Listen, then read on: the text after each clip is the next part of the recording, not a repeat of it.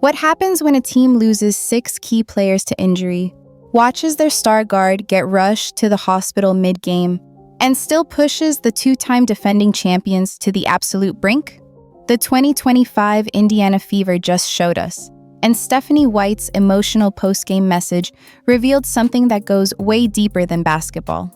This is the story of how one of the most injury-ravaged teams in WNBA history turned disaster into destiny, and why their playoff battle against Las Vegas might be remembered as the game that changed everything. Before we dive into this absolutely wild story, make sure to hit that like button if you're proud of what this Fever team accomplished against all odds. Trust me, what you're about to hear will blow your mind.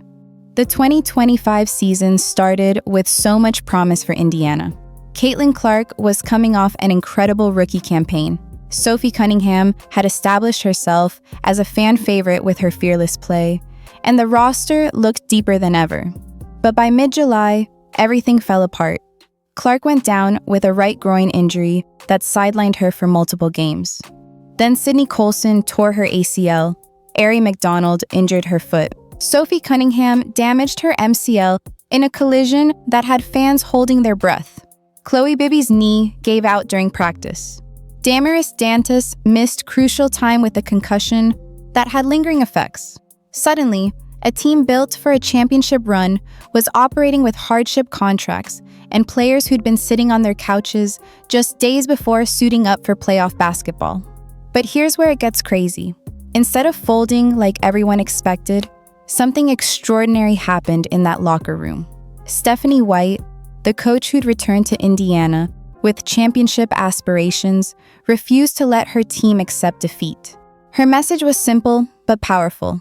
Put one foot in front of the other, lead with grace and dignity, and never give in to circumstance.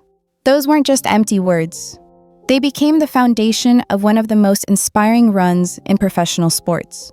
What happened next would shock everyone in the basketball world. The Fever, playing with a roster that looked nothing like what they'd planned, started winning games they had no business winning. The Commissioner's Cup victory over Minnesota? That wasn't supposed to happen. They were down to 8 healthy players, running plays with people who'd learned the system 48 hours earlier. Yet they pulled it off. The analysts on TV laughed it off as a fluke. Social media called it lucky. But inside that locker room, something was building that nobody on the outside could see. The real test came in Game 5 against Las Vegas. And what unfolded was one of the most controversial and chaotic elimination games in WNBA history. Let me paint you a picture of just how insane this got. Kelsey Mitchell, their leading scorer and the heartbeat of their offense, suddenly collapsed on the court in the second quarter. The arena went silent as medical staff rushed to her side. She was literally wheeled off on a stretcher and rushed to the hospital for severe cramping that had her entire body seizing up. Can you imagine losing your best offensive player in an elimination game against the defending champions? Most teams would mentally check out right there. But that wasn't even the worst part. Aliyah Boston, their all-star center and defensive anchor, was getting called for phantom fouls that had even the Vegas crowd shaking their heads. She picked up her 3rd foul on a play where she literally didn't touch anyone. Her 4th came on what looked like a clean block. Meanwhile, on the other end, Indiana players were getting body checked, shoved, and hammered with no whistles. The frustration was visible on every face, from the players to the coaching staff to the fans watching at home. Here's where the story takes an even crazier turn. With 27 seconds left in regulation and the game on the line, Boston fouled out on what might have been the most questionable call of the entire playoffs. The replay showed she barely grazed the offensive player, yet the whistle sent her to the bench. Las Vegas should have closed it out right there. The Fever had no business even being competitive at that point. They were missing their scorer, their center was gone, and they were playing with a lineup that included 2 players who'd been signed just weeks earlier. But Odyssey Sims had other plans. This woman put together one of the grittiest performances you'll ever see in playoff basketball. 27 points on shots that had no right going in. Pull-up jumpers with a hand in her face, drives through the contact that would have sent most players to the floor. Every time Vegas tried to put the game away, Sims had an answer. She wasn't just scoring, she was willing this team to stay alive. And she wasn't alone. Lexi Hull, who nobody talks about, was everywhere. Diving for loose balls, switching on defense to guard players 6 inches taller, hitting a crucial three-pointer that sent the Vegas crowd into nervous silence. Shaw Petty came off the bench and knocked down shots that kept Indiana within striking distance. This wasn't basketball. This was pure heart and determination manifesting on the court. The game went to overtime, which itself was a miracle. But here's what really matters and what nobody's talking about enough. After the game, even though Indiana ultimately lost, Stephanie White stood at that podium with tears in her eyes and delivered a message that should be required viewing for every athlete, every coach, and honestly, every person who's ever faced adversity. She talked about how this group of women had been an absolute joy to coach, how they'd allowed the coaching staff to push them harder and further than any team she'd ever been around. Most teams resist that kind of pressure, especially when everything's going wrong. But not this group. They embraced it. They asked for more. When White talked about their connectedness and how they accomplished things that nobody thought they were capable of, you could hear the emotion cracking through her voice. But the most powerful moment came when she said something that sent chills through everyone listening. She said this story, this season, this group of women deserved to have their story told properly.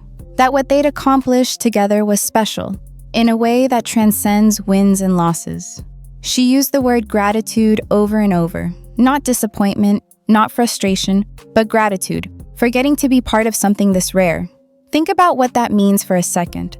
This is a coach who'd come back to Indiana with championship expectations. She had Caitlin Clark, one of the most talented players in the league. She had Sophie Cunningham bringing that competitive fire every night. She had a roster built to compete. And then she watched it all get stripped away, piece by piece, injury by injury. Most coaches would be bitter. They'd make excuses. They'd point to what could have been. Instead, White saw something more valuable than a trophy. She saw a group of women who refused to quit when quitting would have been completely understandable. She saw players accepting roles they never signed up for and excelling in them. She saw a team that lost its stars but never lost its identity. That's why her post-game message resonated so deeply, not just with Fever fans, but across the entire basketball world. The reaction to White's speech was immediate and overwhelming. Players from other teams posted about it on social media. Coaches texted her privately to say how much it meant. Even fans of rival teams admitted they got emotional watching it. Because everyone recognized what they'd witnessed wasn't just about basketball. It was about the power of collective belief when individual talent isn't enough. What makes this even more remarkable is the context of the 2025 WNBA season. The league is more competitive than ever. The talent level has never been higher. Teams are stacked with international stars and rising American talent. For Indiana to even make the playoffs under these circumstances was considered impossible by every analyst at the mid-season point. Yet they didn't just make it, they pushed the defending champions to the absolute limit. And let's talk about those defending champions for a second. Las Vegas had A'ja Wilson playing at an MVP level. Jackie Young was virtually unstoppable. They had depth, they had experience, they had home court advantage. They had everything Indiana didn't. Yet they needed overtime and some extremely questionable officiating help to survive. That tells you everything about what the Fever accomplished. The implications of this run go far beyond just one season. Young players watching saw that talent alone doesn't determine outcomes.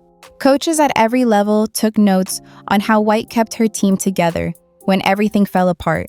Front offices around the league started reconsidering how they evaluate team chemistry versus pure skill. This Fever team literally changed how people think about building a roster. But here's the part nobody's discussing yet, and it's huge. The 2025 offseason is shaping up to be one of the most important in Indiana Fever history. Caitlin Clark is expected to return fully healthy, and sources close to the team say she's been working on expanding her game even while rehabbing. Sophie Cunningham has reportedly been in the gym every single day since the season ended, determined to come back stronger. The team has cap space and draft picks to add pieces around this core that just proved it has the heart of a champion. More importantly, they have something you can't buy or draft, an identity forged in the fire of adversity. Every player who comes to Indiana now knows what the standard is. They know that excuses aren't accepted, that circumstances don't define outcomes, and that being a Fever player means something special. That culture, established during the darkest moments of the 2025 season, might be worth more than any superstar signing. The national media is finally starting to catch on to what Indiana fans have known all along. This isn't just a feel-good story that'll be forgotten by next season. This is a blueprint for how to build something sustainable in professional sports. When your team identity is stronger than any individual player, when your culture survives even when your roster doesn't, that's when you've built something special. Stephanie White's emotional post-game message will be remembered as a defining moment, not just for the Fever, but for the WNBA as a whole. In an era where player movement and super teams dominate headlines, Indiana proved that there's another way. They proved that connection, sacrifice, and collective belief can compete with anything. They proved that how you lose can sometimes matter more than winning. As we look ahead to the 2026 season, the excitement around this team is different than before. It's not just about whether Clark can lead them to a championship or if Cunningham can become an all-star. It's about witnessing what happens when a group that already showed it can survive anything gets its full strength back. The rest of the WNBA should be terrified, because the Fever aren't just getting their injured players back. They're getting back players who now know exactly what this team is capable of when pushed to its absolute limit. If you made it this far, you understand why this story needed to be told. Drop a comment below sharing which moment from this incredible season meant the most to you. And make sure to subscribe, because the 2026 season is going to be absolutely insane, and you won't want to miss a single moment of what this Fever team does next. This story is far from over. In fact, it might just be beginning.